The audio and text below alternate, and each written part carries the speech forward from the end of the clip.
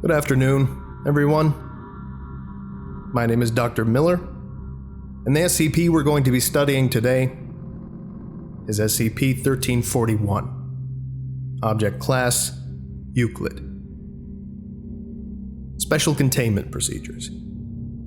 SCP-1341 is to be held in a containment locker, located on the grounds of Site-77. This chamber is to have 2 guards monitoring it at all times. No arboreal objects are to be held in the same area as SCP-1341. Testing must be conducted in a standalone structure. SCP-1341 cannot be brought into any other building other than those specifically constructed to house and test it. Description: SCP-1341 is a mason jar made of red glass, with the words "Jungle in a Jar" stenciled on the lid with black acrylic paint. When SCP-1341 is in an active state, it weighs approximately 480 grams.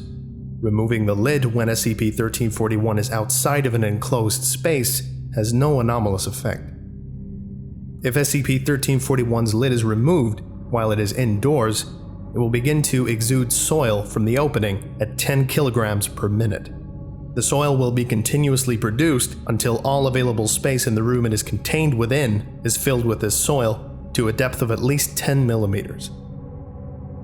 Once the soil has reached this depth, several anomalous species of plants will begin to grow. Plants produced by SCP-1341 superficially resemble species found in tropical rainforests. However, DNA testing has shown that these plants do not correspond to any known species. The plants will continue to grow until they have achieved maximum size the area will allow. They take a maximum of 3 days to reach full maturity, and once mature, are resistant to temperatures of up to 500 degrees Celsius. The epidermal layer of these plants measures at an average of 7.6 on the Mohs hardness scale. They have been shown to be resistant to all known types of chemical defoliants. When the maximum amount of space the plants can take up is filled, several trees will begin to grow fruits, resembling fruits in the genus Dureo. 2 to 3 weeks after these fruits begin to grow, they will fall from the trees and split open, allowing several juvenile organisms, hereafter known as SCP-1341-2, to emerge. Instances of SCP-1341-2 resemble vaguely simian bipeds, and are not hostile unless provoked. Instances of SCP-1341-2 exhibit behavior patterns consistent with those of wild chimpanzees. When the population of SCP-1341-2 has reached between 20 and 30, the area affected by SCP-1341 will expand to fill the largest enclosed space possible. The root structure of the plants within SCP-1341 will spread through the walls, ceiling, and floors of any artificial structure it has been placed within. New plants will begin to grow from these root structures until SCP-1341 has completely assimilated the structure. Addendum 1341-1, Incident 1341-A. On 20. Initial experimentation on SCP-1341 was initiated. The following document was recovered from Site after the Site did not make its monthly scheduled radio contacts with Outpost Delta. This site was found to be completely covered with plant growth, with all personnel stationed at the base currently listed as missing in action. The following log is believed to have been compiled by Dr. Boyd, former lead researcher of SCP-1341. Day 1. We started the experiment on Phase 3 today. D0981 was selected because of his previous cooperation on other safe objects. We put the jar in the room we were holding him in and let it do its thing. Now, we just wait and see what happens. Day 15. We finally entered Phase 3.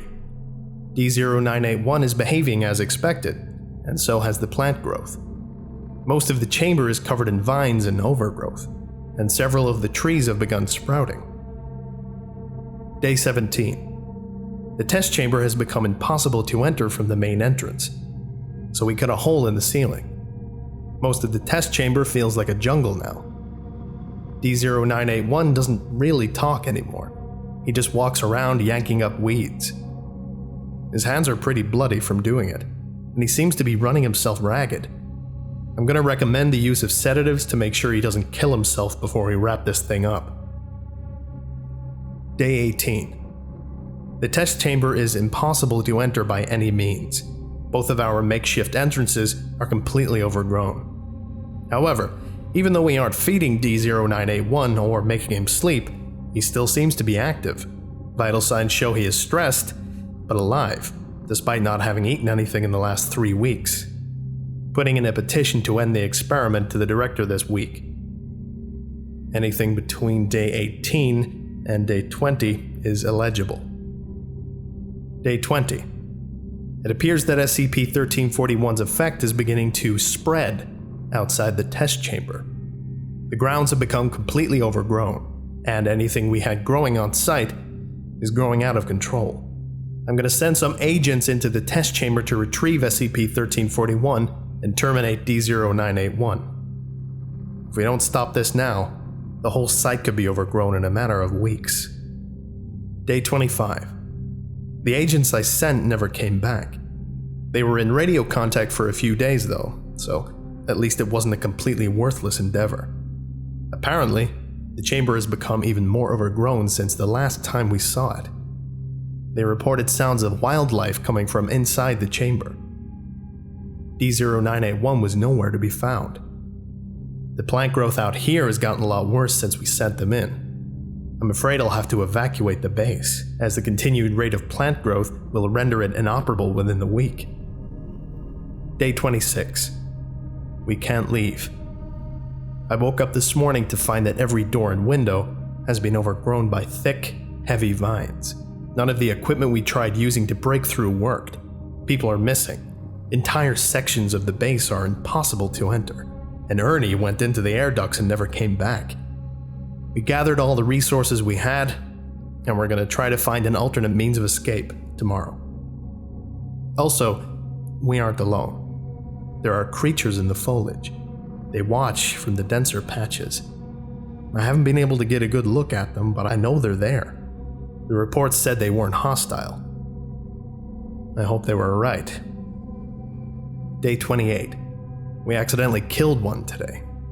Martin was trying to access the armory, and I guess it startled him. We found his body just outside the armory entrance, just completely mutilated. And the smell. There was the smell of a dead body, but not just that. There was this thick, musky odor. Nobody but Martin knew the access codes to the armory, so I guess that plan is out the window. I know they're out there still. If they didn't want to harm us before, they definitely do now. I hope God gives me the strength to protect my staff and get us out of this mess safely. Day 30. I think I might be the last one left.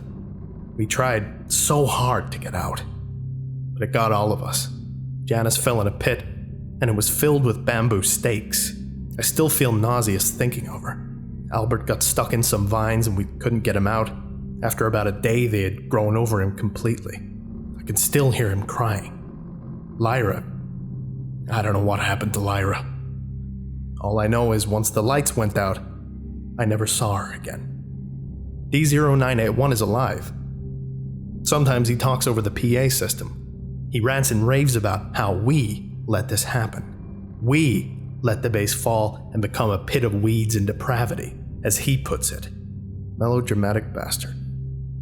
I know that he knows where I am. I'm not going to play this game with him. He wants to play Hunter, but he's going to be sorely disappointed. I'm going to take myself out first. And the remaining pages are blank. On that extremely happy note, that about does it for today. Thank you very much for listening, if indeed you still are, and you are all dismissed. Goodbye.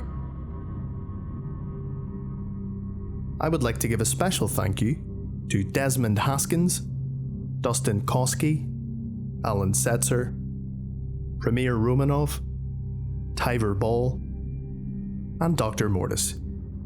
Thank you all so much for your support. It's greatly appreciated. If you would like a special thank you at the end of each of my videos, and some other cool stuff as well, visit patreon.com/TheVolgun. Thank you.